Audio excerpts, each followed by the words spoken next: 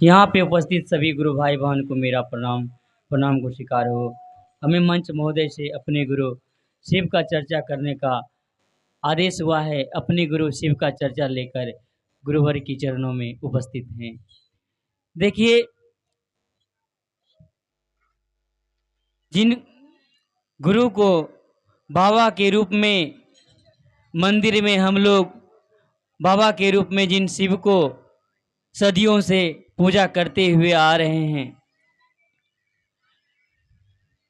लेकिन उन्हें भगवान के रूप में हम लोगों ने पूजा करने का काम किए, क्योंकि किसी ने बताने का काम नहीं किए कि जो बाबा के रूप में भगवान हैं और संतान संपत्ति सब देते हैं, वो ज्ञान देने का भी काम करते हैं।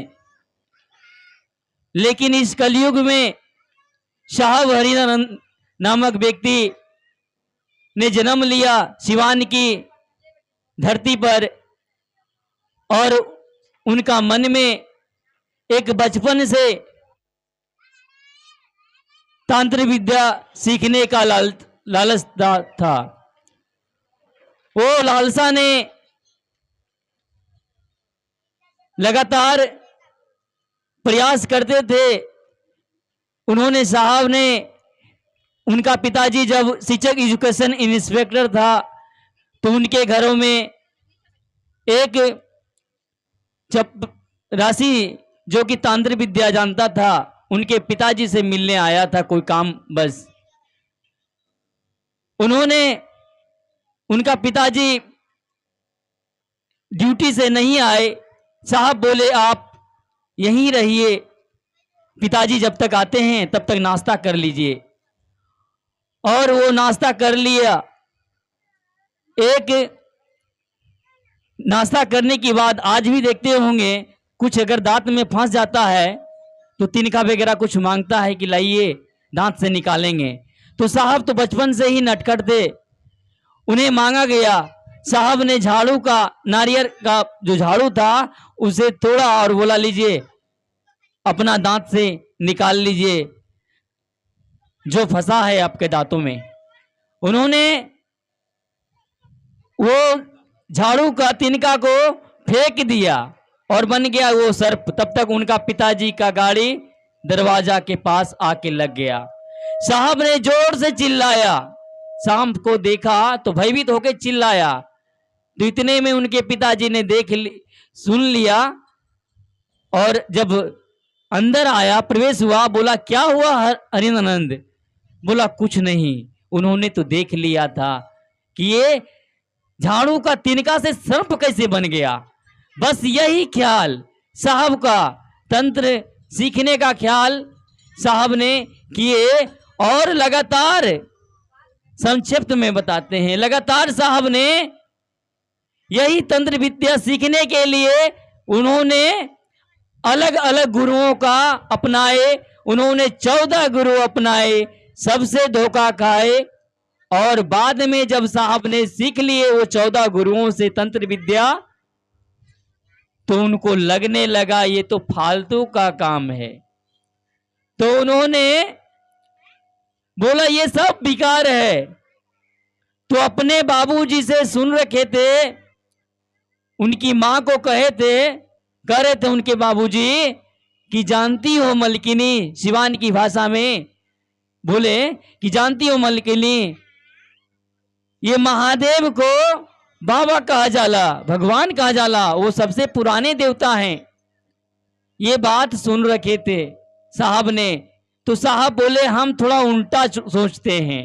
जब 14 गुरु से और लगातार 14 साल तक शमशान जाते थे, दिन में वो कॉलेज जाते थे, उन्होंने सोचा सारा जगह ये ठग हो गया, प्रेत के रूप में महादेव आते हैं। उन्होंने बोले कि हम भगवान को ही गुरु मानेंगे, शिव को भगवान कहते हैं। तो साहब बोले हम उल्टा सोचते हैं। वो बोले भगवान को ही गुरु मानेंगे, क्योंकि साहब उस समय वेद नहीं पढ़े, पुराण नहीं पढ़े। और आज भी प्रमाण है कि शिव शिष्य वेद पुराण पढ़ के नहीं बोलता है, क्योंकि जिसका गुरु महादेव है वो 3 सूत्र करेगा महादेव स्वतः ज्ञान देते हैं क्या करना है और कैसे करना है।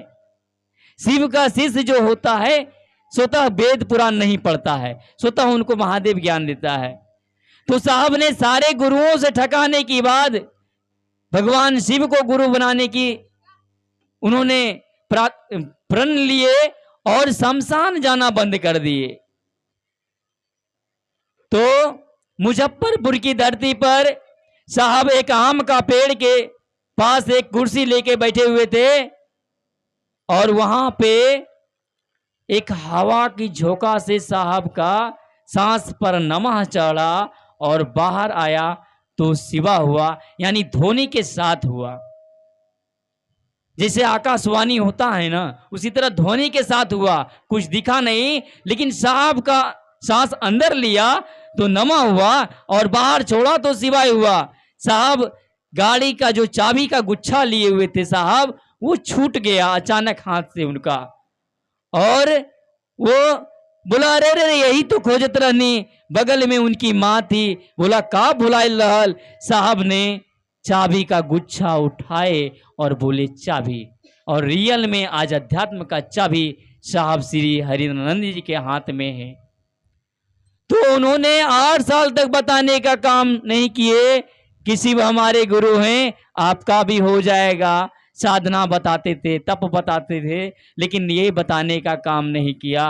बेगूसराय की धरती पर कोई कारण वजह से, कुछ काम वजह से उनको बेगूसराय मजिस्ट्रेट साहब, उनके दोस्त था, मजिस्ट्रेट साहब के यहाँ ठहरे और बोले हरिंदर, लेकिन जोड़ते थे लोगों को, कहते थे कि आप हवन कीजिए, ये कीजिए, वो कीजिए, लेकिन शिव शिष्य बनने के लिए नहीं कहे 8 साल तक। इन लोगों को मैंने दूसरा चीज सिखाते थे, नमः शिवाय करने के लिए नहीं कहते थे, और दूसरे को भी नहीं बोलते थे शिव शिष्य बनाने के लिए।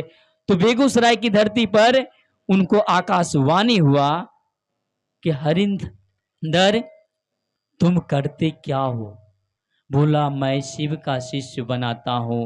वो डीएम थे, कलेक्टर थे, उन्होंने नहीं बोला कि मैं कलेक्टरी का काम करता हूं, उन्होंने बोला मैं शिव का शिष्य बनाता हूं। करने को क्या कहते हो?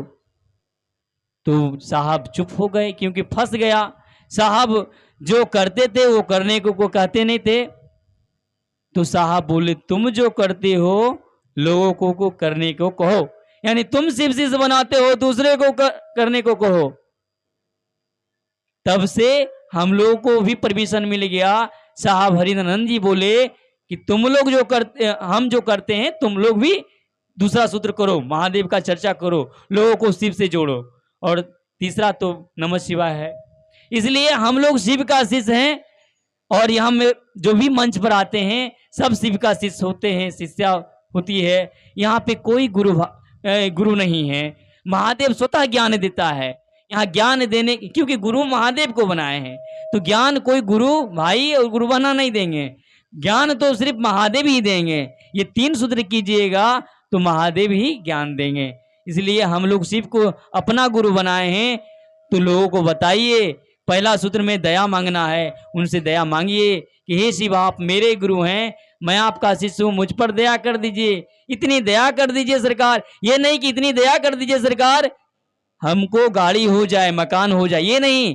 महादेव स्वतः गुरु हैं, वो जानते हैं कि मेरे शिष्य को क्या चाहिए।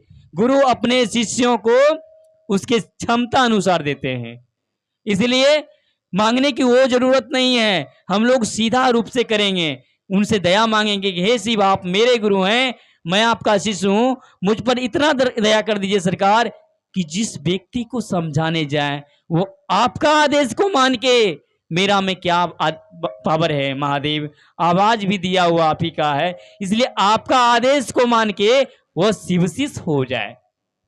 लोगों को समझाइए, उनका दया हो गया महादेव का तो शिव शिष्य वो बन जाएगा ना। तो अपना आपका तो ड्यूटी है ना, महादेव कहे कि तुम कहो बनना ना बनना, ये महादेव की दया के बिना एक पत्ता नहीं हिलेगा। तो कैसे सोच लिए कि हम जिस व्यक्ति को समझाएंगे वो शिव का शिष्य बन ही जाएगा? इसलिए महादेव की दया से ही बनेगा। आपका काम है सिर्फ कह देना, आप कह दिए आपका चर्चा हो गया। चर्चा का मतलब ये नहीं कि वो शिव शिष्य बन ही जाएगा, तब नहीं, कहिए कह के देखिए और आपके पास समय नहीं है तो यह पछतावा नहीं कीजिएगा। साहब कहे कि धरती का कोई भी कोना में रहिए, भिखमंगा से भिखमंगा आदमी यदि शिव को अपना गुरु बनाया है, इच्छन बनाया है, वह मेरा कलेजा का टुकड़ा है, बीच में कोई नहीं है। इसलिए हम लोग शिव को अपना गुरु बनाए हैं।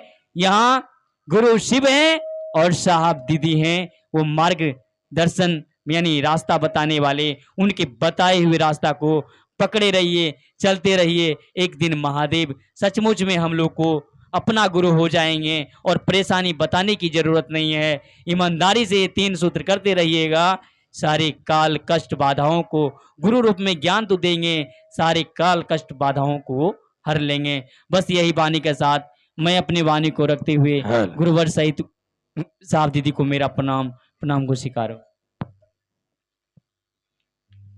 चलिए अभी हमारे